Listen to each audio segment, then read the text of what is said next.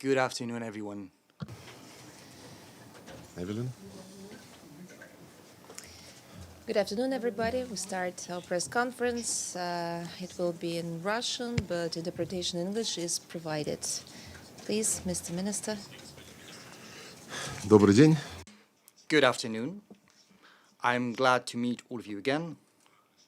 My presence in New York is due to the fact that under the Russian presidency yesterday and today, we've held two central events, the open debate, namely, it means that they can be attended not just by the members of the UN Security Council, but all the delegations who wish to do so. So both yesterday and today, we've had a great number of participants. The first issue that we took up during the open debate yesterday was dedicated to the discussion of the fundamental aspects of international relations, multilateral cooperation, and multipolarity. We have drawn the attention to the fact that the system set up after the Second World War and was based upon the central role of the UN is eroding step by step. I think you've heard both my statement and the statements of other participants. We hardly expected that we would be able to agree on most issues given the current tense atmosphere and the international relations, and given how the relations between the collective West and the world majority are developing. But be that as it may, even though we harbored no illusion, we think this discussion has been very useful. Anyway, most participants have agreed that there are themes to be discussed, there are problems. Many have shared assessments which coincide with our vision of the nascent multipolar world order, which is currently emerging, objectively speaking, and I spoke about that in my statement as well. The second conclusion is that there's a high chance that the discussion is going to be followed up on. There is a growing interest in that. We are going to support that interest by all means at our disposal. We're going to organize additional discussions on this topic, not just at the UN, but in other platforms, multilateral platforms as well, including the G20, certainly in BRICS, in the Shanghai Cooperation Organization, as well as in our contacts with regional organizations, associations of Asia, Latin America, and Africa. And as the representative Guyana said yesterday quite clearly, we need to rebuild trust because so far there is no dialogue whatsoever. And another point he made, it's impossible to rebuild trust unless everyone, without exception, sticks to the agreement that we have arrived at. So far, we're not witnessing any sign that this is happening, and it was the impression and assessment shared yesterday, and the same was said, in particular during this open debate, with a particular emphasis on Palestine, on the Middle East. Most resolutions on the Middle East, on Palestine, are not being observed. And the second open debate I've mentioned is still going on. Many participants have spoken in favor of resolute steps. Their position coincides with ours. The first thing to do is to put an end to the hostilities, to the military operation, to announce an indefinite ceasefire, to address the dire humanitarian situation, and certainly put an end to Israel's activities involving the construction of illegal colony settlements. And once that is done, we hope that this is going to be done, this will create the environment for resuming the UN talks on the establishment of a Palestinian state that is going to peacefully and securely coexist with Israel. Our presidency continues, and the day after tomorrow, July the 19th, we've scheduled another round of open debate. It's going to be chaired by my deputy, Mr. Vershinin. It's going to be dedicated to the relations between the UN and the CSTO, the CIS, and the SEO.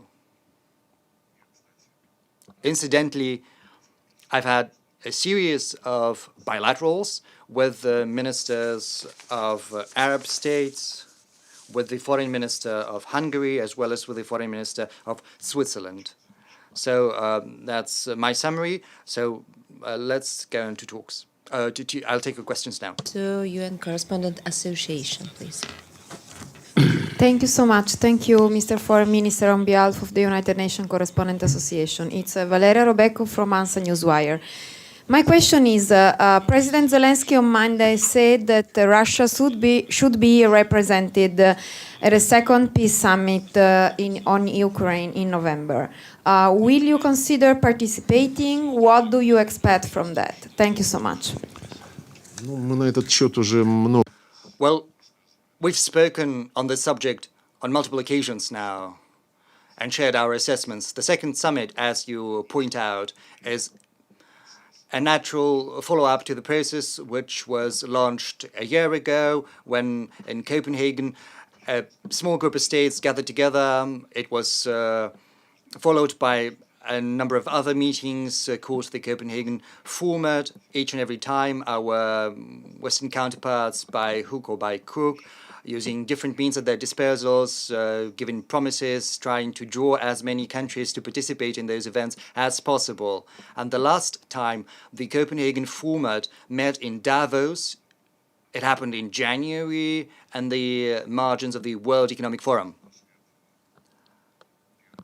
Right afterwards, the first ministerial session of the UN Security Council on Palestinian issue happened. It was chaired by France. I also participated in that event. And my Swiss counterpart, Ignazio Cassis, also was in New York back then. We had a meeting. It was their request. And I said that, yes, there was another Copenhagen format meeting in the margins of the World Economic Forum. And after that, Minister Cassis, speaking to journalists, said that it was impossible to reach an agreement without Russia's participation. So I asked him, if you're convinced of that, why hold another meeting? There was no response. But the response is as follows. They've taken a course towards pushing by any means the so-called Zelensky's plans, which to a large extent looks like an ultimatum. And my Swiss counterpart warned me back in January that after that they would hold a peace summit, but it was not a summit per se, it was a peace conference. Yes, it was attended by a number of leaders, but most of those who came to the conference were represented at a lower level. It was a month ago in Bürgenstock in Switzerland. That's where the meeting was held. And after that, the overwhelming majority of participants shared very restrained, if not negative, assessments of the outcome of that meeting. We could get back to that later, but let me get back to the second summit that you have mentioned. After Bürgenstock, both Zelenskyy and some Western representatives started floating the idea of a second summit, citing Switzerland and other countries that could offer a platform for the second round of that conference. But speaking about the subject they would broach at that conference, everyone without exception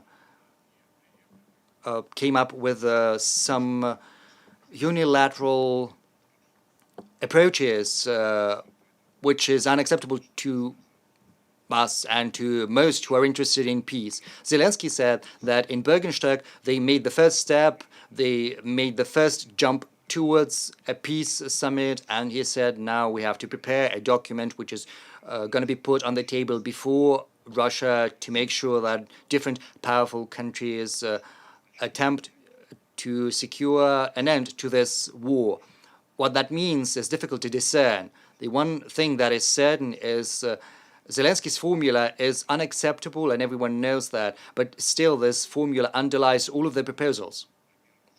So, speaking about peace attempts, for some reason, everyone is speaking about Bürgenstock alone. No one speaks about China's initiative, even though there has been several initiatives coming from China at the beginning of this year, and then later there were some other initiatives. Just recently, China, together with Brazil, came up with new elements of this initiative. I'm not going to enumerate them, but the main difference from Zelenskyy's formula and from what is happening during the Copenhagen format consists in the following.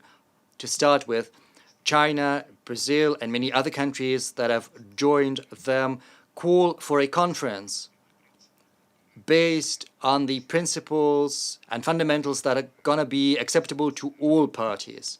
Secondly, with regard to the substance of the dialogue, China, during its first initiative, said clearly that attention had to be given to the original root causes of the current crisis in Europe, and agreements had to be made, according to China, on how to remove those original causes. But neither during the Copenhagen format nor during Bürgenstock, no one spoke about the original causes. We spoke about that yesterday in particular. We spoke about the coup d'etat, the ban on the Russian language, physical, violent acts with the use of the armed forces against those regions of Ukraine that refused to recognize as legitimate those who arrived in power during the coup d'etat, the Minsk agreements no one intended to stick to. Speaking about the evolution of this process as a whole, well, they say that Russia needs to withdraw back to the 1991 borders. But the whole problem consists in the fact that we've been lied to. If in February 2014, the agreement that was signed by President Yanukovych on the one hand and the opposition on the other hand had been observed, and it consisted in establishing a national unity government and in calling early presidential election. So had this agreement been observed, Ukraine would still be in its 1991 borders. But this agreement was sabotaged by the very people who signed that agreement from the opposition side. Right after the coup d'etat, after seizing the administrative buildings, they said they were revoking the status of the Russian language. They demanded that Russians should liberate Crimea. I mean, those Russian-speaking people who lived there. And because of that, it was impossible to preserve Ukraine in the 1991 borders. Crimea had a referendum, and not a single person whose objective doubts that this is how it got back to Russia. Whereas those who refused to recognize the coup d'etat, they were declared as terrorists. The armed forces are terrorist. The air force have been employed against them. They resisted, and back then that part of Ukraine ceased to be part of Ukraine. After that, the Minsk agreements happened. We put an end to what had been unfolding. The Minsk agreements stipulated that these republics that declared their independence first, it was stipulated that they would remain in Ukraine provided that they were granted special status. And that status didn't involve anything complicated. First, they had the right to their police, like here in the US, where at level of states there are police forces. They also had, they wanted the Russian language status to be guaranteed. They wanted the right to nominate their own judges and prosecutors. This is more or less the same what President Macron has promised to Corsica. I don't know whether is going to succeed in that. So had the Minsk agreements been implemented, Ukraine would have remained in the 1991 borders minus Crimea, because back then no one spoke about Crimea at all. April 2022, after the start of the special military operation, we spoke on multiple occasions and in great detail about the origins of this decision, because it happened after many years during which we came up with warnings saying that NATO had to stop its eastward expansion, Nazi regime had to be reined in, because they were trying to prevent the use of the Russian language. They didn't want Russian-speaking people to live in the territories that were native to them. So after many warnings, in April 2022, if the Istanbul Agreement had been signed, then Ukraine would have remained in the 1991 borders, minus Crimea and minus that part of the territory which back then was under the control of the Russian armed forces. But it turned out that we were lied to back then as well when they were telling us that this agreement was a path to peace. Well, maybe the Ukrainian negotiators were sincere because they initialed the agreement, but as the chief negotiator recently admitted in a TV interview, Boris Johnson arrived and he forbade them from signing the treaty, so this treaty was not signed. So every time we're trying to show goodwill and put an end to this crisis which started more than a decade ago, and each time we manage to arrive at a certain understanding on both sides, each time this understanding is undermined, not by us, but by the Ukrainians and their masters. On multiple occasions, President Putin said that, and just recently he has reiterated that. He said, we are willing to discuss the situation and the security in the region, but of course we need to start by addressing the root causes, and we should take into account the need to secure Russia's security interests, not to the detriment of someone else's security interests, but in the context of general agreements. The OSCE has failed because all the principles underlying the OSCE, such as the equal and indivisible security, not reinforcing one's security at the expense of other security, all of that has been trampled upon. You know, the OSCE has been an embodiment of a Euro-Atlantic concept of security, just as Europe is, because it's about Europe. It comprises Europe and the countries on the other side of the Atlantic Ocean, namely the US and Canada. And it turns out that both within NATO and within the OSCE, the only goal Washington pursues is to subject to its will all the countries that are part of these organizations and associations, and also to subject to their will the executive structures of the OSCE, NATO, and right now the EU has recognized NATO as a senior partner, saying that it is willing to provide its territory and also to agree on a shared defense policy. So once again, we are willing to engage in talks, but given the deplorable experience of our previous talks with the Ukrainians and with the West, an agreement which I hope is going to be achieved at a certain point in time, an agreement on European security, and if it provides a basis for settling the Ukrainian crisis, then we're going to be very careful when we analyze that document, and we'll do everything in our power to include clauses which will prevent illegitimate or malicious interpretations from being implemented. Thank you. Hi, Minister Xu Dezhi with China Central Television.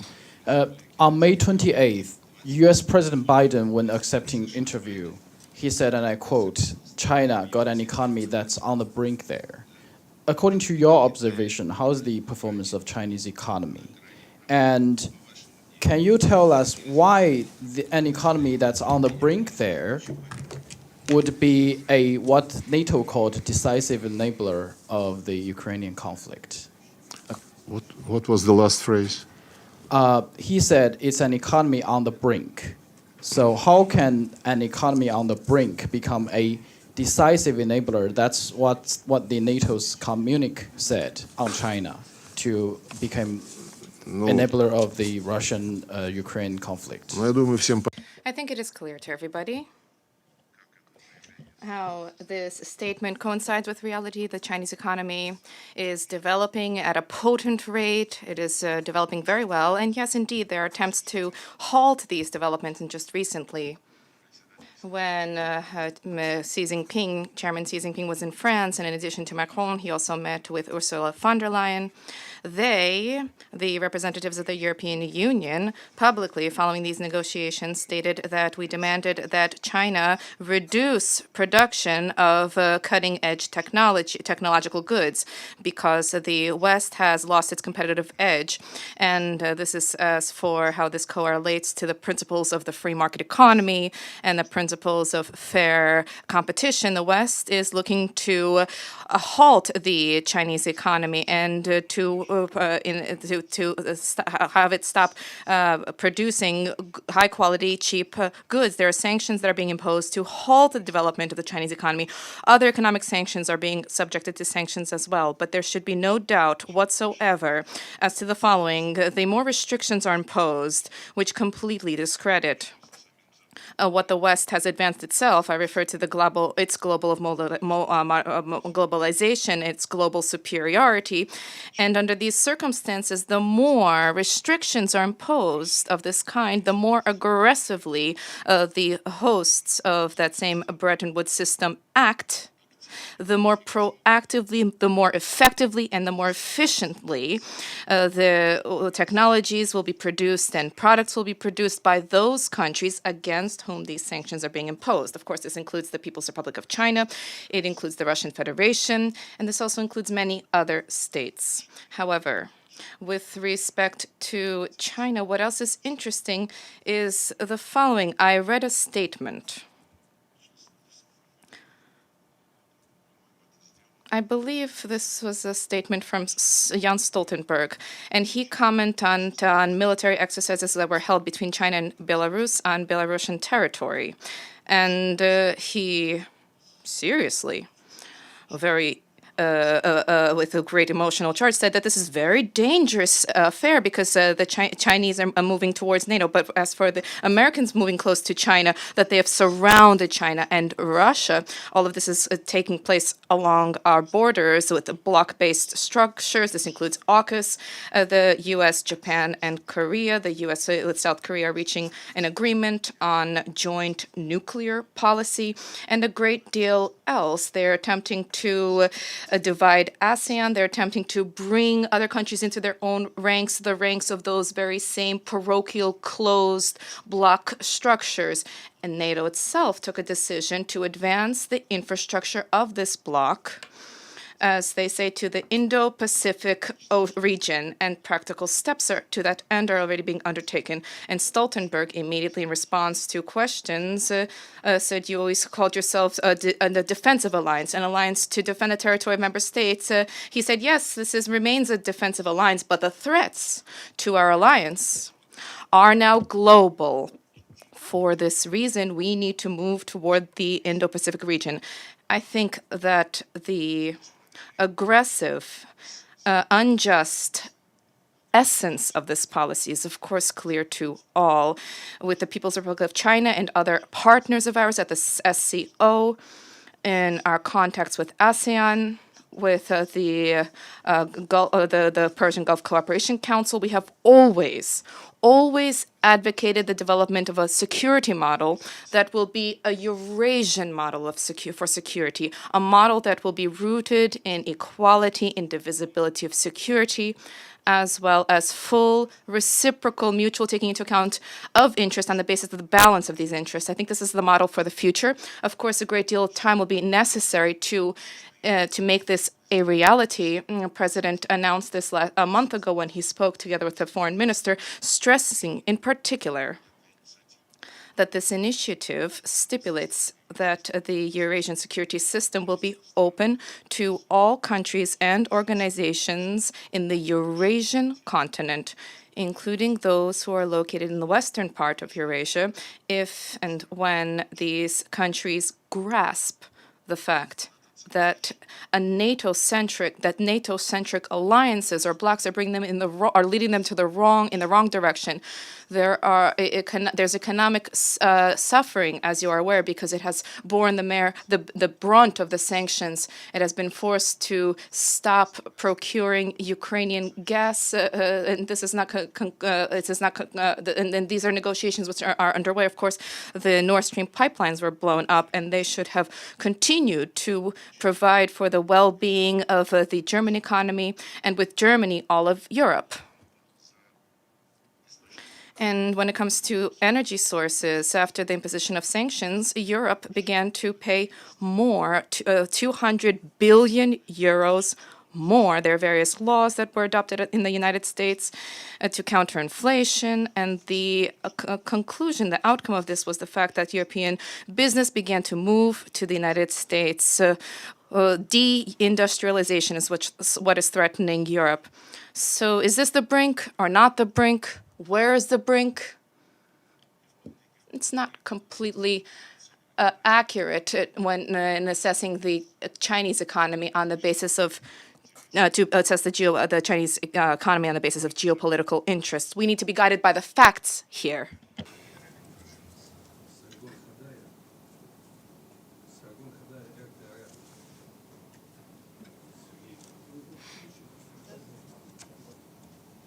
Sergey Viktorovich, could you kindly tell us the extent to which the U.S.'s policy of double standards in the Middle East, the extent to which this could result to a full-blown war? On the one hand, the failure to implement Security Council resolutions on the Palestinian-Israeli conflict, including on Gaza. On the other hand, there's a demonization of Hamas as well as Hezbollah in Lebanon.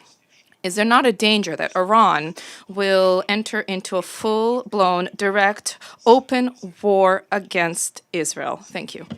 The statements that were made by the previous leadership of Iran and the statements made by the newly elected president, these are statements which reflect a very responsible position.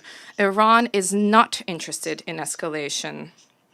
And if we are to read analyses, including from the United States and Europe, analysts state that escalation, as the practical developments show, is something which Israel is interested in. And Hezbollah has been very much restrained in its actions. The leader Nasrallah of Hezbollah delivered a number of public statements which reaffirm that position.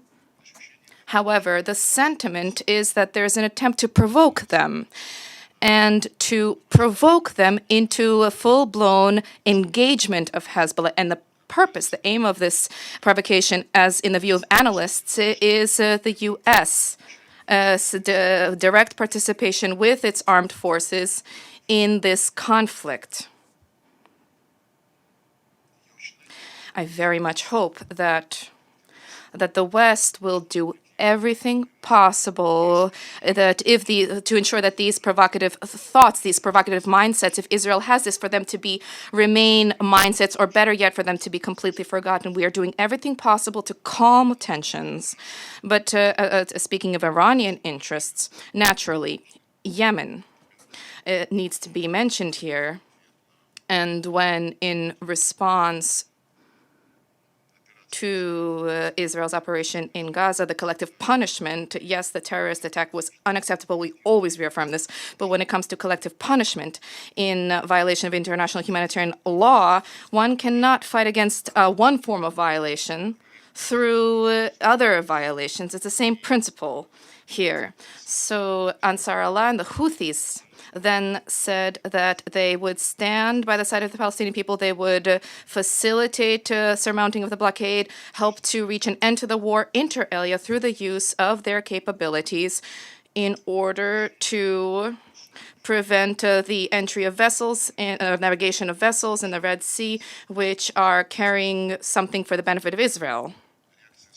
The U.S. response and the U.K.'s response was immediate. They sent an immediate fleet, and instead of seeking a resolution to de-escalate tensions first and foremost, to engage in negotiations with Israel in order to somehow reach an agreement as to how implement those resolutions that were adopted after the 4 or 5 vetoes. Ultimately, they remain dead letter.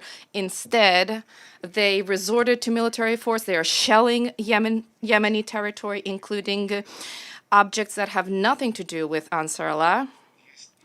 There are abundant factors in the region, and some politicians are looking to capitalize on these to foment a large-scale war there inter alia, to gain an opportunity to accuse Iran, not just to accuse Iran, but also to use new cutting-edge weaponry against Iran. This is a short-sighted, futile policy, and we actively stand against it.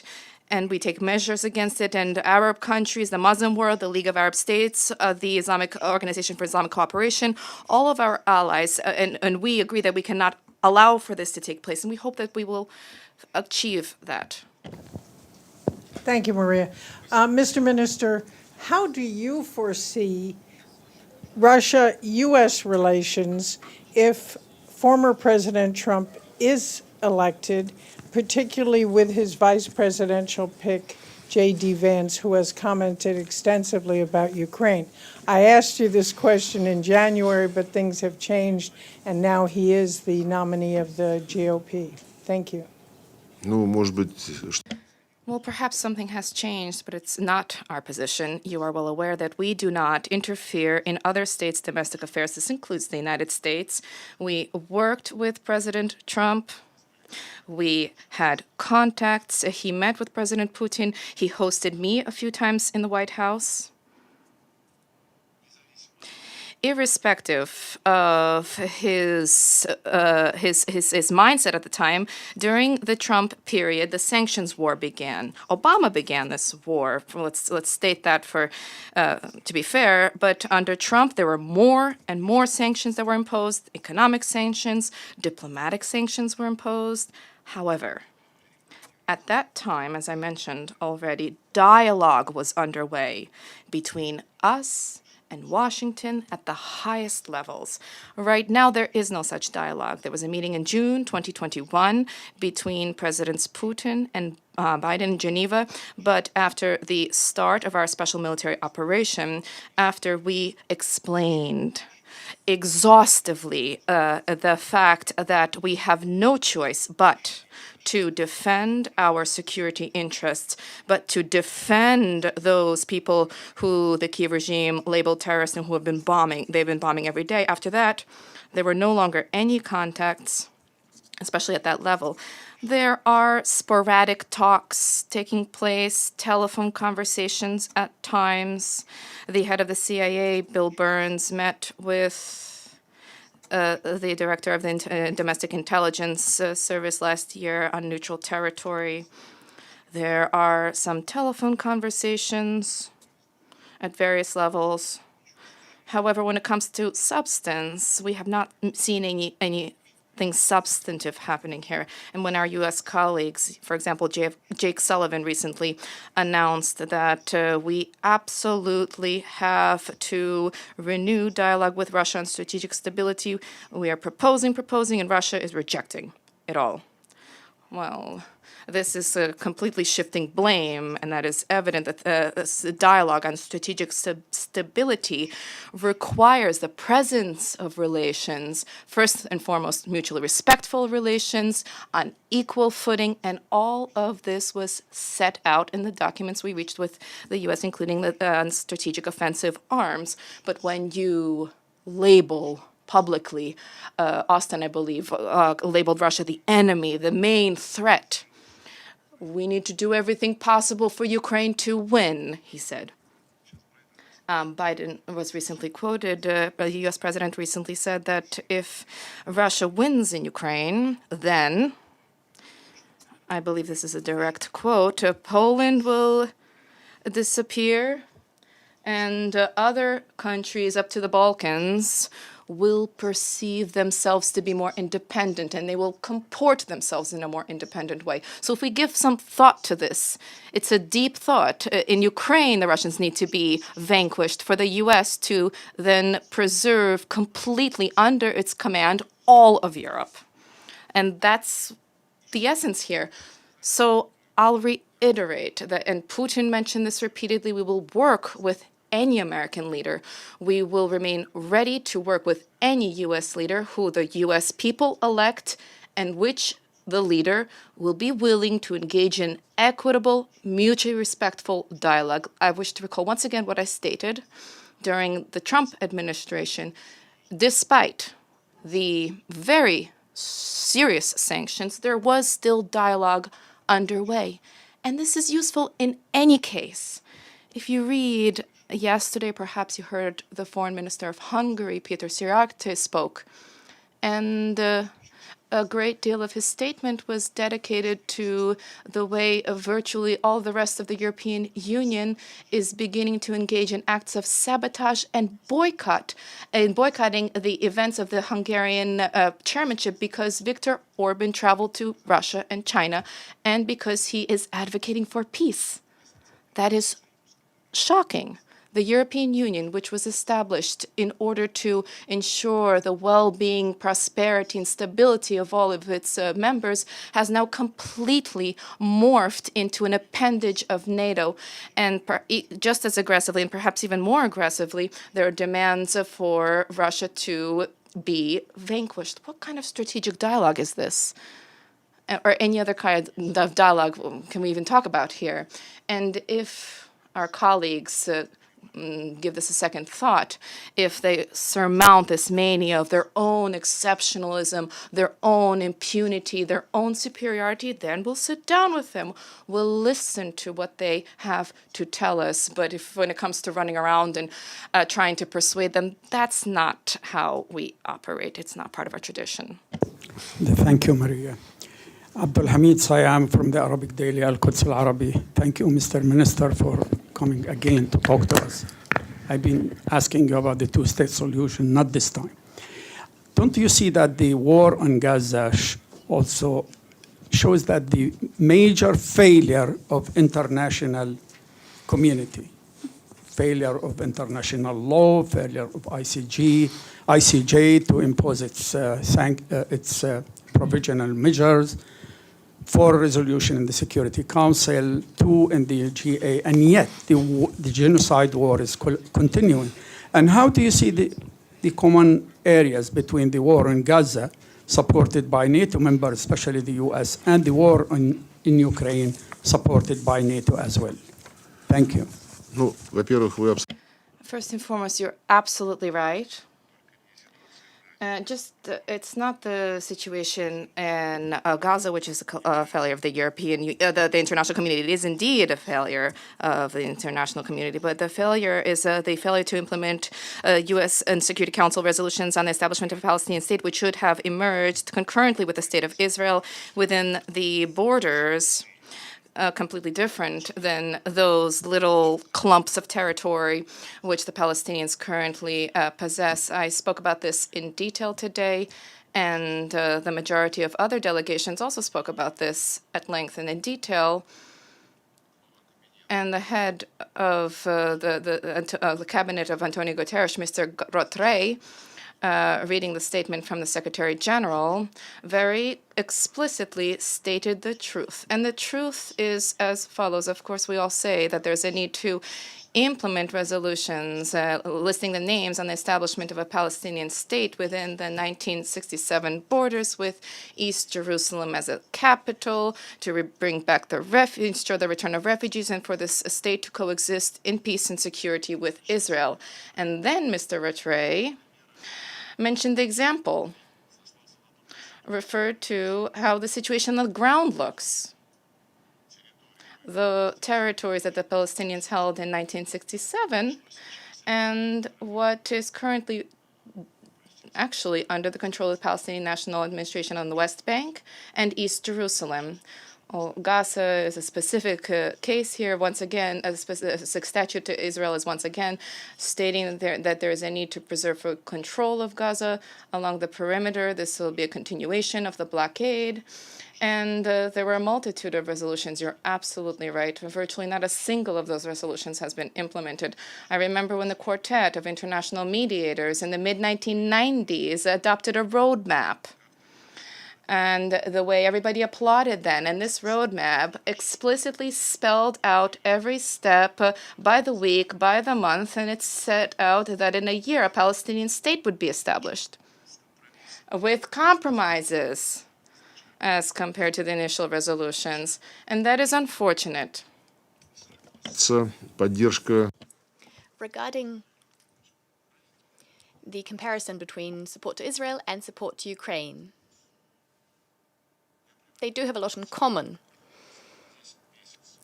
Let me give you the figures. In 10 months, almost 10 months, since Israel has been conducting its operation in the Gaza Strip, roughly 40,000 civilians have died, mostly women and children, and roughly 80,000 people have been injured.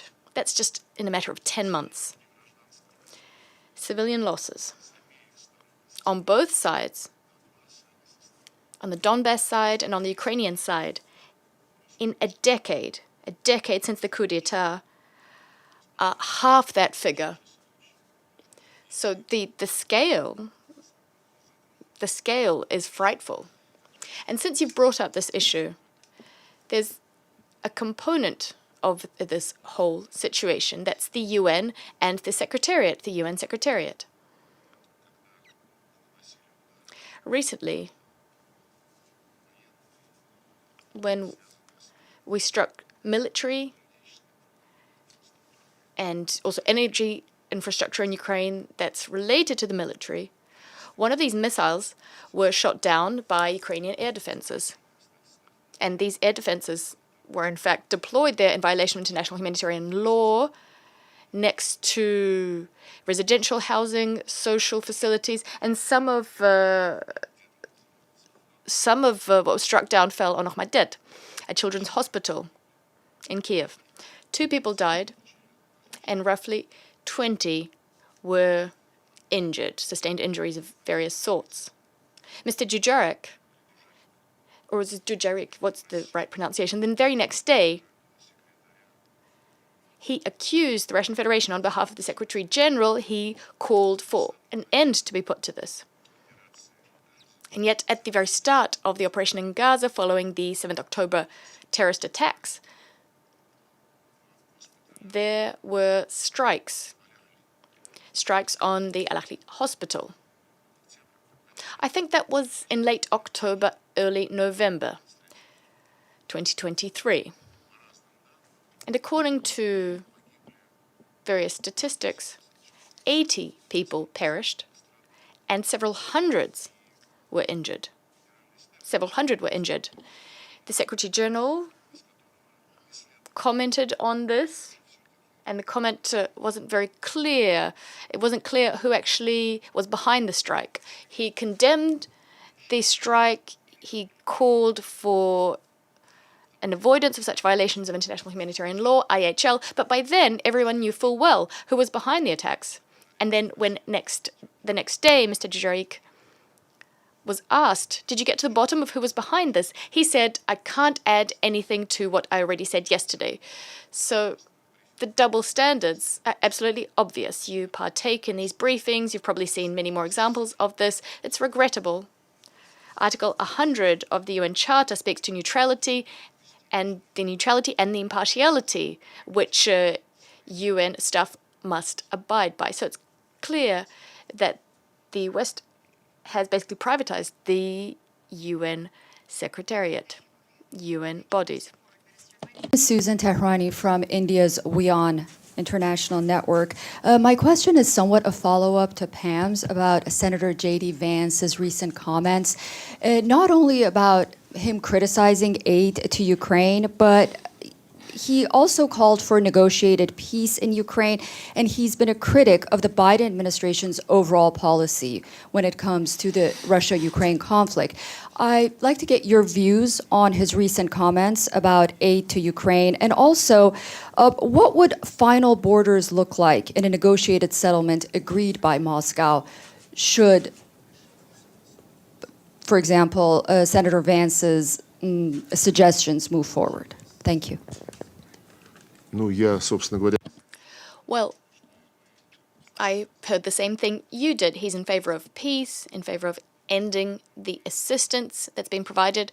And we can only welcome that, because that's what we need to stop pumping Ukraine full of weapons. And then the war will end. And then we can look for solutions.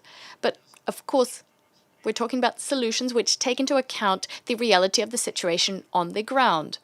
Not just on the ground, but also the reality of political life.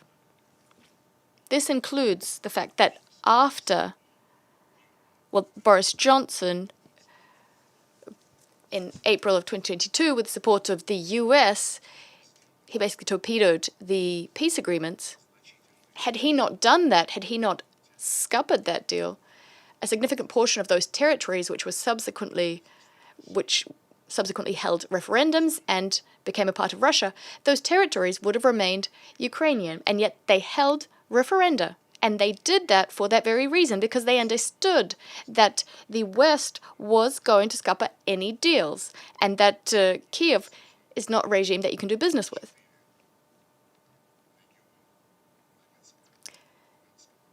The DPR, the LPR, Kherson and Zaporizhia, as you know, held referenda. They're now part and parcel of the Russian Federation. That's enshrined in our constitution. And there's no use discussing that any further. It's non-negotiable. We can't leave those people to their own devices. We haven't liberated all of that territory, but we can't just leave these people behind, people who voted in favor of coming back into Russia's fold.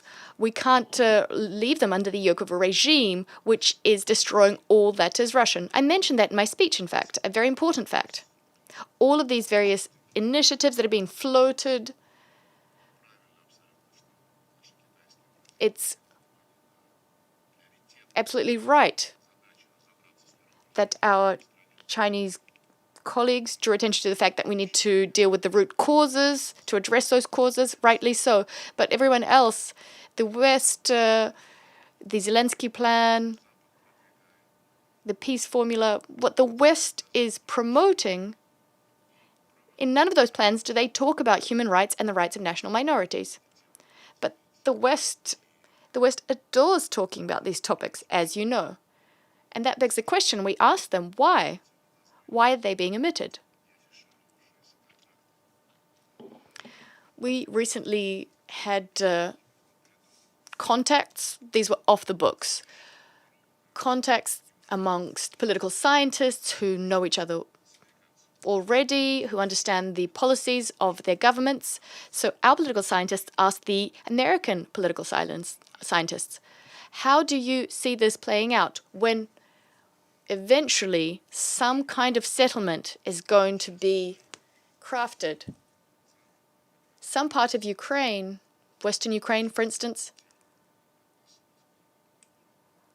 will be controlled by those who are going to be signing the peace agreements. Do you, Americans, support the inclusion into these agreements an abolition of those laws which banned the use of Russian language across all areas of life? And they said, no, we won't meddle in the internal affairs of Ukrainians. It's up to them whether to revoke those laws. And just going back to Bürgenstock, the Zelenskyy formula is a 10-point plan.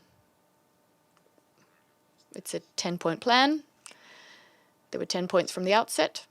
And one of those points is that Russia must revert to 1991 borders. A tribunal needs to be established to bring to trial the Russian leadership, reparations. What's to happen with those weapons, Russian weapons? Also, power, humanitarian, nuclear issues, exchange of prisoners of war, the list goes on. This plan is extremely arrogant, and it's a dead end, in fact. That's obvious. They're trying to invite as many people possible to these events, specifically Bürgenstock, as a matter of priority. They're trying to coax these participants to focus on those parts of the plan about which there cannot be any doubts, such as food supplies, power, and so on. But in Bürgenstock, there were 3 topics on the agenda, and this is quite telling, in fact. It's food security, the first topic, although the West is itself undermining food security by forcing the European Union. In fact, the European Union is forcing its own producers to suffer to the benefit of Ukrainian farmers. As you know, they produce grain that is not of high quality, nor is it cheap, but that's a separate issue. And in fact, the Secretary General, we very much value his efforts directed at implementing the UN-Russia memorandum, which sets forth the steps for removing restrictions on Russian fertilizer and foodstuff exports. So I mentioned humanitarian issues as well. That's the second point of that plan. And then the third point is nuclear security. Now, they initially spoke to security of energy supplies, and then I wondered why they had nuclear in there. They took out energy security. Had they kept that in there, we would have had to discuss who it was that blew up the Nord Stream pipelines, but they wanted to divert attention from that topic as soon as possible. Although we will insist on getting to the bottom of things regarding what happened with the Nord Stream pipelines. Speaking at the Security Council, we will remind everyone that that topic is still relevant, because when Sweden, which said that it was conducting an investigation, Sweden said that we held an investigation, it took 2 years, we didn't find anything, case closed. We don't think this is below any politicians. Germany is staying silent on the issue. So we're going to demand that, and we're going to demand that whenever accusations are leveled at us, I'll probably write another letter to the Secretary General. Bucha, in April of 2022. Bucha was used to scupper, to sink the peace deal. I told you on numerous occasions, I spoke to this at the Security Council as well. If you harbored so much ire because there was supposedly this aggressive attack on civilians waged by the Russian army, why are you no longer talking about this? In order to somehow explain away what happened in Bucha, we asked for the names of people whose bodies were shown in BBC reports. But no one even intends to give us those lists. Nor does Germany intend to share the tests they ran on the late Alexei Navalny. Tests on the basis of which they said that we poisoned him. We asked them for those test results, and they said, sorry, we can't. They say, if we share those, give us the intelligence you have on biological weapons. If you don't want to share that, fine. So that raises a lot of questions. I have a whole list of questions, in fact, and we're going to insist on getting the truth from the West, because unless we do that, we can't have trust. And in fact, on energy, those pipelines, those Nord Stream pipelines, pipeline gas, liquefied natural gas, what they're trying to ban, all of that is directly linked to the food security crisis. The food crisis in the EU, production of fertilizers has fallen sharply as a result of the very high gas prices we're seeing. So this is all inextricably linked. And I think it's below any country to accuse the Russian Federation of fomenting this, especially below those states which are members of the Security Council. They should recognize their responsibility for what's going on.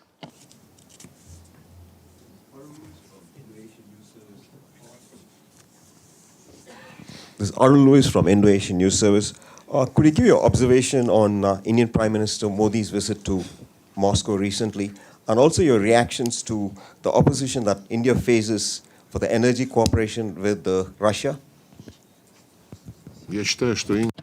I think India is a great power which sets its own national interests, determines its own national interests, chooses its own partners. And we know that India is being subject to enormous pressure, completely unjustified pressure in the international arena. So just recently, Zelenskyy, or I think someone from Zelenskyy's team it was, talked about Narendra Modi's trip to Russia, and he called that trip a stabbing in the back of all peace efforts. So that was very insulting, and the Ukrainian ambassador was called in, and the Indian Ministry of Foreign Affairs talked to him about how he should be behaving. So the ambassadors were really behaving as if they were hooligans. There was an ambassador to Germany,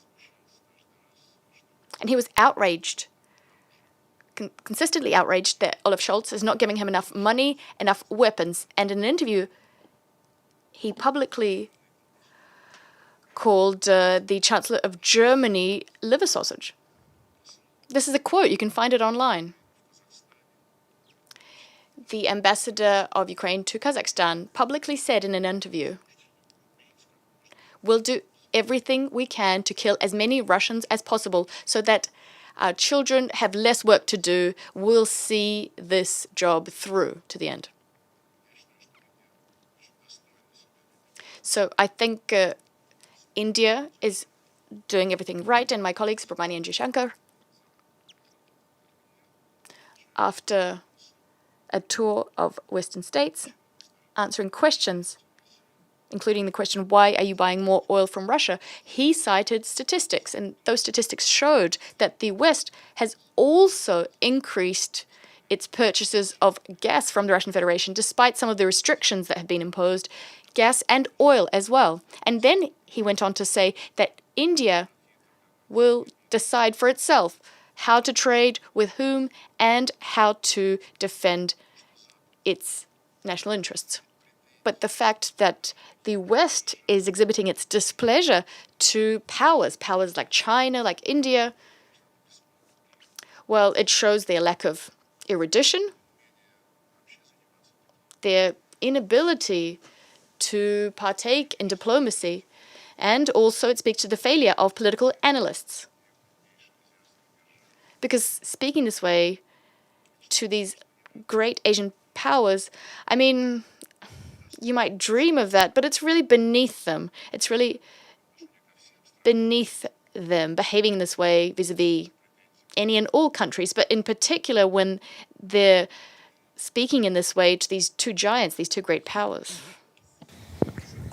Thank you very much, Mr. Minister. It's always nice to see you in this room. All of the journalists greatly appreciate it. You say that there must be a new world order that is multipolar. You say it is already happening. What role do you see for the United States in the new world order? Ну, надо просто смириться с реальностью. Well, they simply have to accept the reality, and they should stop laying a claim to managing everything, everywhere. Well, curiously, there was a conversation. There is Michael Baum, a journalist working in Russia. He is a free journalist, a freelance journalist, Michael Baum. He is invited to different talk shows. He speaks Russian very well. I think recently he gave an interview and he got pretty much the same question. What should the US do? How to live in a multipolar world where everyone is equal? His response was, well, just briefly to summarize, he said, there were periods when the US self-isolated, and those were the periods when the most serious conflicts were raging on, and when the US got back as a leader to the world arena, the number of wars got down. I have a great deal of respect for journalists, and of course every journalist has a right to share their point of view, but the thing is, this is simply not true. When the US entered the world arena in Afghanistan, in Iraq, in Libya, how did that end? Has there been any peaceful changes for the better? Incidentally, right now there is a constant mantra saying that we're gonna support Ukraine as long as it takes. How long will it gonna take? Is it gonna take as long as Afghanistan, 20 years to come to realize that you've lost? Or in Iraq, which you left, even though you're trying to stay there despite the decision by the Iraqi parliament that the US should withdraw its troops? Or Libya, is it going to be the same approach applied to Ukraine? How long did it take for them to dismantle everything in Libya? And right now they're trying to repair that, putting the pieces back together. So a multipolar world is a reality. It's not just a made-up fiction. If you look at the share, the world GDP share, the US and the West account for, and they used to account for 50 years ago, 20 years ago, and right now you'll see that, the 5 founding members of the BRICS Association, I think a couple of years ago, in terms of its GDP in purchasing parity, overtook the G7. Right now, we've got another 5 countries that have joined BRICS, so this ratio is going to change in BRICS' favor. The US is doing everything in its power to make sure that the weight of new centers of power shouldn't be reflected in the IMF or in the World Bank. The US still holds on to a very big package of votes, around 15%, but under the IMF rules, it allows them to block any decisions. Even though if we're to get it squarely, all of that quotas, all of those votes should have been redistributed, and this is something we are insisting upon, and this is the issue we're going to bring up during the Kazan summit of BRICS in October this year. The same goes for the WTO. In the past, it was promoted by everyone as the best regulator, the just regulator of the world trade. Once China started to overtake the US in terms of its competitive edge, thanks to the development of its economy based on the principles of globalization, even though these principles is something the US had come up with some time ago. And so China started to get ahead of the US, and the US simply shut down the WTO talks on the dispute resolution mechanism. There were some technicalities they used. There is no quorum. And for many years, all the complaints that China has been lodging for the US protectionism have been shelved. And this is a subject we're going to bring up during the BRICS summit. We are going to seek a solution to that. These are the topics that are going to be prioritized also during the G20 summit in Rio de Janeiro.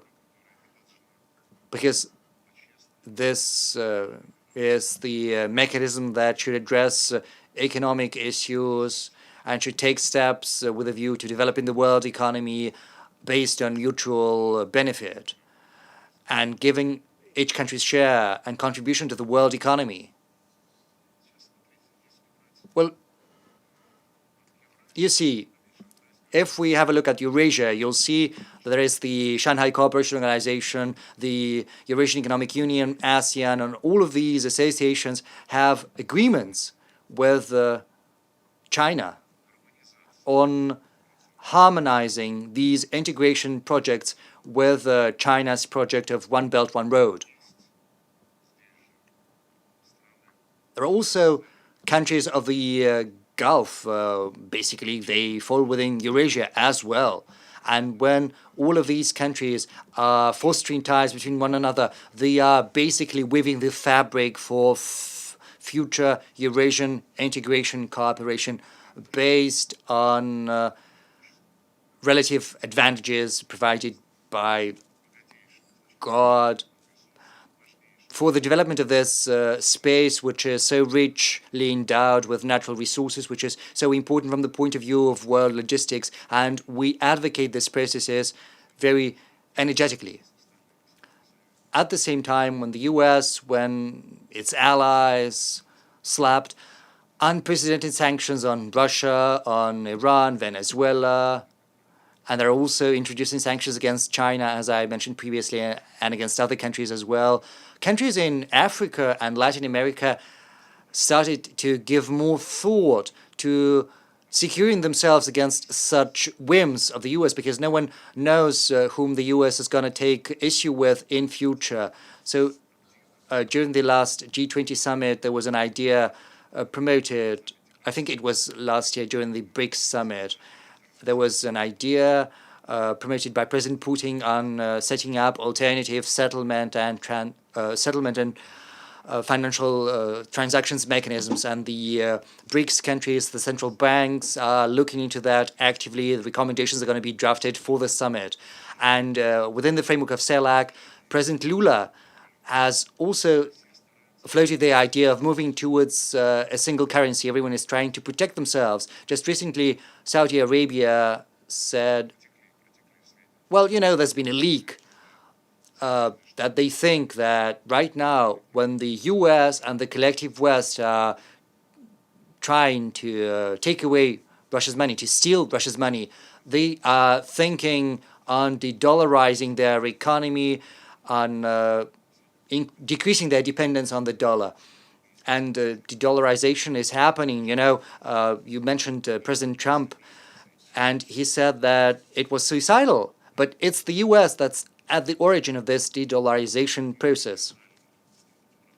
So there is a group of regional associations, CELAC, African associations, Asian associations. They are working together with one another.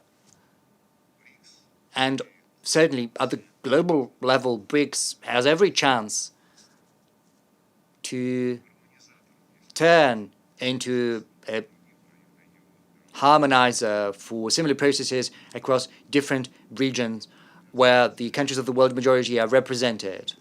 And of course, there's the G20 that I've mentioned.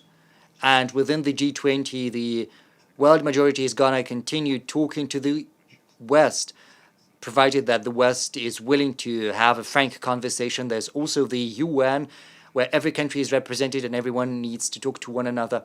Yesterday, the Foreign Minister of Hungary, Mr. Szijjártó, spoke on the subject, and he said, I've always been convinced that the UN has been established for everyone to talk to everyone, but so far, this is not the case. The West has decided that the UN has been established to bolster its arrogant claims to world hegemony. I think at a certain point in time, the US comes to realize that it's better to be part of a constructive process rather than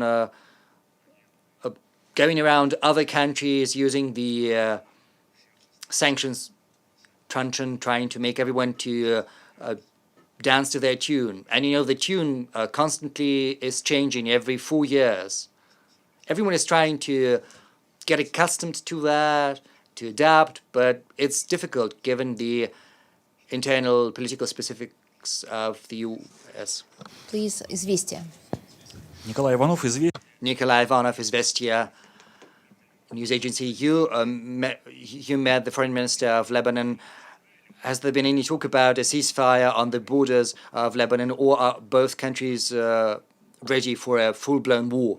I've commented on that. Neither Hezbollah nor the government of Lebanon nor Iran want a full-blown war. And there's a suspicion that some circles in Israel are trying to achieve just that, to provoke a full-blown war, trying to engage the US, trying to make them mired in that war as well. And I think it's terrible if some groups are trying to prioritize their personal interests rather than the interests of their own nation. Me. Thank you, Masha. welcome. It's been a long time since we've known each other. I found today's, your explanations, particularly on economic links, very rewarding and things I hadn't thought of. Other times I find it has a feeling of gaslighting when Russia has aimed fire at a children's hospital in Ukraine and there is enough material on Bucha around, as there is on Navalny. But what I really wanted to ask you is that the appreciation of Russian culture, art, music, and so forth is done by journalists who have ties to Russia and have grown up speaking the language, whether it's Evan Gershkovich or Masha,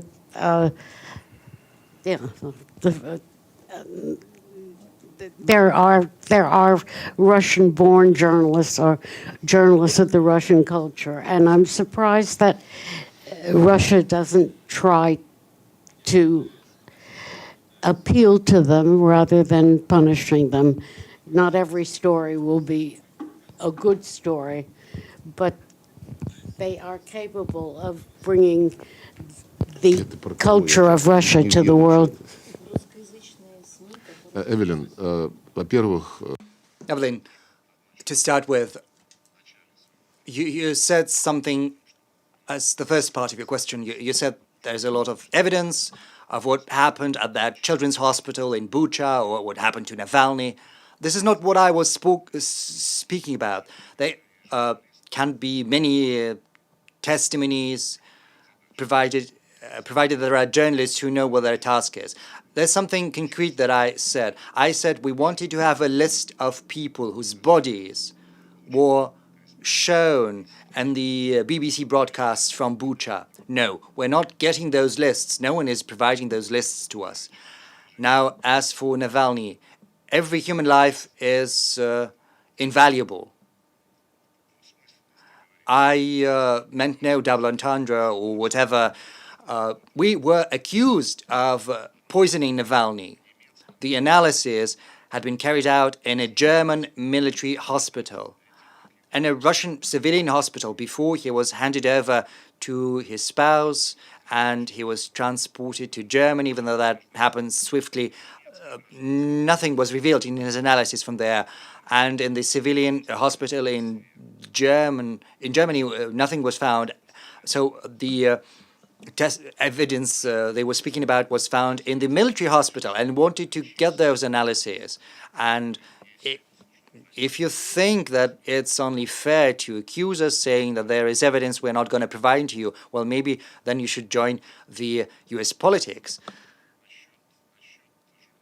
Speaking about journalists, I did not quite grasp whom you were referring to, why we're not releasing some journalists or whatever. What is it you were talking about? Masha Gessen. There must be more journalists with Russian ties who are being punished by Russia one way or another. We have a Masha of our own. We have our own Masha. And just recently she made a post citing Somerset Maugham and many other journalists and writers,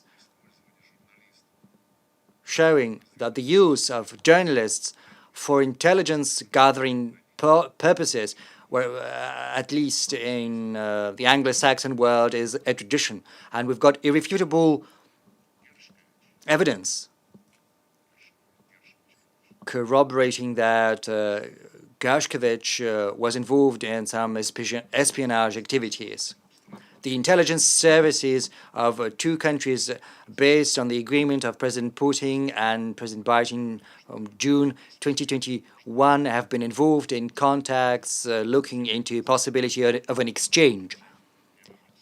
Everyone knows that this topic needs to be discussed calmly, confidentially, even though it's constantly being introduced into the public space by American journalists, which is not helping.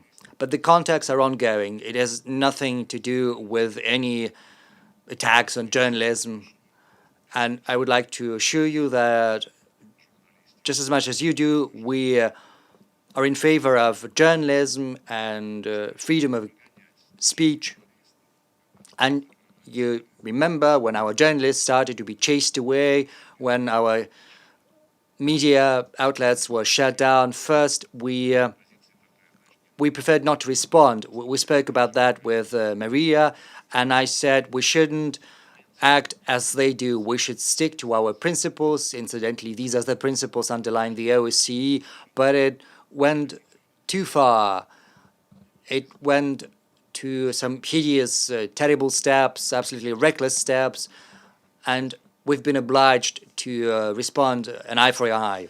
Much experienced, well-known and famous journalist, could you assist us in getting this list of so-called killed people in Bucha? We failed in this, and we even asked Secretary General, and he didn't do this as well. I said that, but Maria is correct.